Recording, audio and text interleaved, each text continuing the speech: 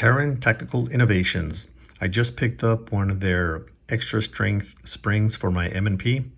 It's the +5 and 6 version. It does say for full size only, but I'm not sure if that's specifically only referring to the 17 round M&P full size, or if they're considering the 15 round, which is what this is, the M&P, because technically this is the M&P compact. I got this for carrying it because the handle is just, the grip is just smaller. So we're gonna find out, one, if it will work with just loading the regular rounds. I wanna make sure it not only fits the original 15, but the additional roughly 5 or possibly 6 that it claims. This did come with a 2-spring setup. So this is one spring, the other spring I just installed it in here. This is the original one I took out. And as you can see, it's a little bit longer. So let's see if we can't load this with as many rounds as we can. So far I loaded 15 rounds and no issues. Didn't bind up, didn't cause me any issues as I'm trying to load them in. Let's see how many more we can get in here.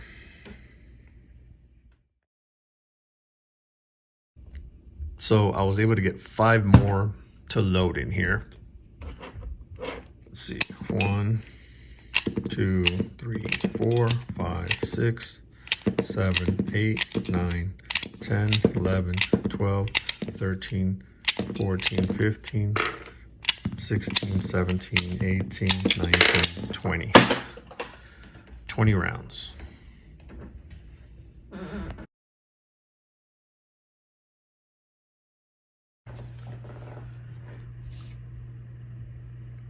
This is a fully loaded 15 round magazine with the Taran Tactical Extra Strength magazine. So now all I have to do is find out whether or not it functions. So this was the original spring that came with the 15 round. Then instead of purchasing the extra strength one, what I ended up doing on this one originally was just putting a magazine in from a 17 rounder that I had. And again, significant amount of the time it worked just fine. Every so often it would just fail to lock the slide open after the last round. So now I do have the extra strength Taran Tactical magazine in here. And just to see if it would work, I put the second one in here. It did load all 15 rounds and it still has a little play.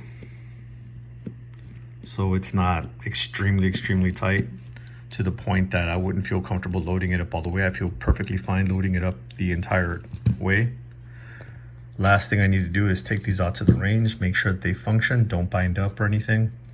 And I installed them properly, so they shouldn't be like twisted or bound up or anything like that. We'll see how that goes.